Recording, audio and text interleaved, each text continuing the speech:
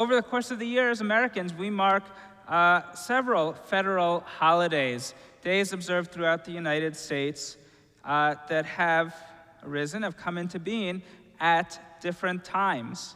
And the purpose of a federal holiday, besides giving us a Monday off, is to create a common frame of reference, to create a story that as Americans we can feel that we are part of, that even though an experience is not our own necessarily, we connect to people to whom that experience is important, is part of their story. But of course, all of the holidays that are observed on the calendar are more strongly felt by people whose story they are part of, whose story they come from. A veteran will feel a closer connection to Veterans Day. Someone who served in the military will feel a strong connection to Memorial Day. And a few weeks ago on Memorial Day on Shavuot, I made an inadvertent mistake. I know very few people who were lost in war. I don't know anyone who was lost in war. As a result, it didn't cross my mind during Yizkor to think about including something for Memorial Day, and that's something that I think about in hindsight. And federal holidays create that shared experience, that bond between us to remind us of some important moments that might not always spring into mind. And the newest federal holiday is known as Juneteenth, and was established 2 years ago in 2021, and wanted to share a little bit about Juneteenth today. But instead of me speaking, Alan Jonathan, our youth director, who was last up here to celebrate his wedding, has very graciously offered to share and teach us about Juneteenth from a Jewish perspective. Alan, happy to turn the bema over to you.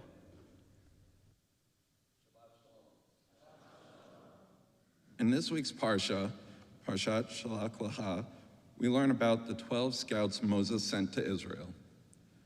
For 40 days, they took the fruits of the land, viewed the people living there, and brought back what they saw and discovered to the people. Of the 12, only Joshua and Caleb stood up to say the land is what was promised and good. The other 10 bemoaned the experience and, driven by fear, convinced the Israelites that this was not the promised land. The other 10 scouts would say the land was inhabited by giants and we are but grasshoppers. The people cried out to return to Egypt and how they would have been better off dead. As Caleb and Joshua tore their clothes and tried to convince people otherwise, they threatened to attack them. Moses desperately tries to reason with God to save us. He was successful. As a result, rather than God finding a new chosen people, we had to wander the desert for 40 years for the next generation to lead us home. From then until today, we would build 2 great temples, both of which would end in ruins. We would be scattered twice, the second significantly worse than the first. We would lose track of 10 of the 12 tribes. It would take almost 2,000 years before we could call Israel our home. We have seen the best and the worst humanity has to offer. Yet, for thousands of years, we kept moving forward. We leaned into the Torah, our customs and traditions to continue our way of life and faith. We developed new ways to achieve the same goals, like moving from sacrifice to prayer at the destruction of our holy temple. We have outlasted many empires who thought they would end us as a people. For us Jewish people living in America, we have a country that gives us inalienable rights as citizens, lets us actively take part in our government, and affords us the same protections under the law as other minority groups.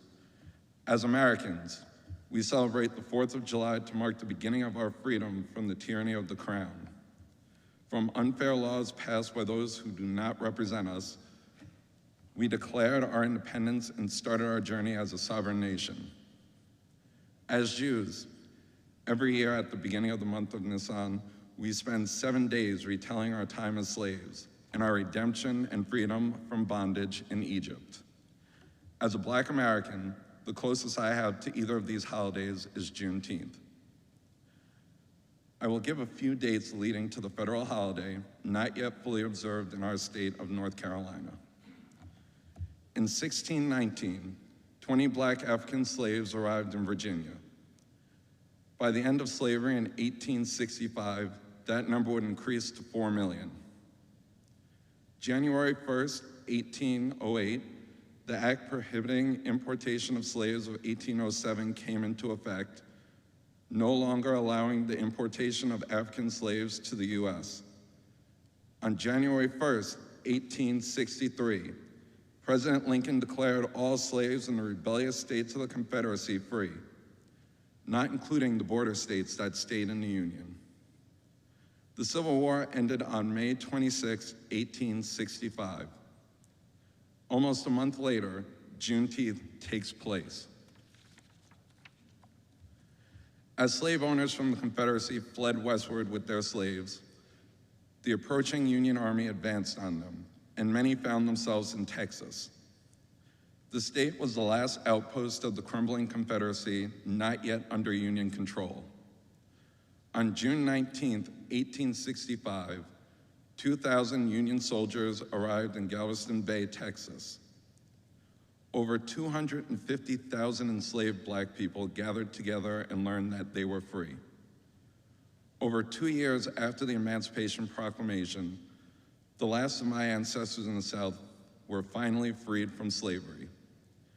An estimated 10 million people for over 240 years had the horrors of chattel slavery erase their identity, formerly Black Africans from different places, and now a new group of people. For Black Americans, Juneteenth is when we saw the sea swallow the Egyptians, when we could finally have our Micha Mocha moment as a people. In Texas, Black Americans have celebrated Emancipation Day since 1886. Juneteenth would not be a federal holiday until June 17, 2021. Until that time, reminders of the past still haunt Black Americans. The federal government proclaimed the 13th Amendment, which abolished slavery, on December 18, 1865. The 14th Amendment was enacted on July 9, 1868, granting freed Blacks their due citizenship and equal rights.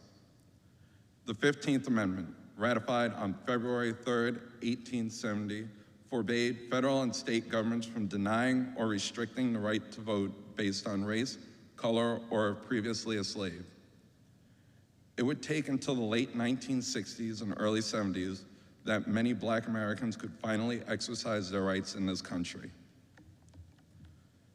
In Europe, Jews continue to live in countries that have done unspeakable things to them, but can relocate to Israel or any country with a Jewish population to find others who share their faith, history, and culture. As a Black American, I do not have that luxury. Like Jews staying in Europe, I'm reminded of this daily. A name I would like to share with you all is Ephraim. 8 generations ago, he was born in 1805 as a slave and worked the land we stand on today. When I passed by the small cemetery on Sardis Road, I passed the grave of a man who gave Ephraim to his son in his will in 1843. His headstone reads, "He was a kind master, affectionate husband and parent, and a faithful minister." Tucked off to the side in the same area as another cemetery. These graves had no headstone or marking until 2015, when ground-penetrating radar discovered the converted slaves buried there. I find for myself, 7 generations removed from my ancestor and blood relative Ephraim, there is nowhere else to go home to. There is no place outside of this country that has destroyed so much of our people, but has given us so much hope. Juneteenth is a reminder to all Black Americans that this is our home. It does not fully accept us as we the people, but we are entitled to the same life, liberty, and pursuit of happiness as all others in this great nation. In Judaism, we have a sacred obligation to welcome the stranger. Our history and resilience are something to be proud of. The parallels between the experience of Black Americans and Jewish Americans resonate. Unfortunately, many Jewish people in America reject our status as a minority by hiding our Judaism. Many feel safe and comforted that they can pass as a majority. This approach works until it does not. With the current rise of anti-Semitism, remember that hiding does not work. As a Black presenting Jew, I can hide my Judaism, but I refuse to do this. It makes up too much of who I am and my identity in this world. The one thing I can never hide is the color of my skin. For Jews who can blend into the majority, do not hide but embrace your Judaism. Stop hiding your Magen Davids, kippot, and mezuzahs, and be openly and proudly Jewish. Be an ally for those who do not have the privilege to blend in with the majority. Be a light unto other nations and embrace who you are. Remember to be like Joshua and Caleb. Overcome the urge to hide among the masses for perceived safety, embrace your faith, and stand up for what is right. As Jews, we end the Passover Seder yearning for a return home to Jerusalem. For thousands of years, we have said this refrain in Hebrew, English, Ladino, Yiddish, and any other language we found ourselves speaking in the diaspora. As a Black American, I long to fully and finally have the equality and freedom the last of my enslaved ancestors heard on June 19th, 1865. Shabbat Shalom. Shabbat Shalom.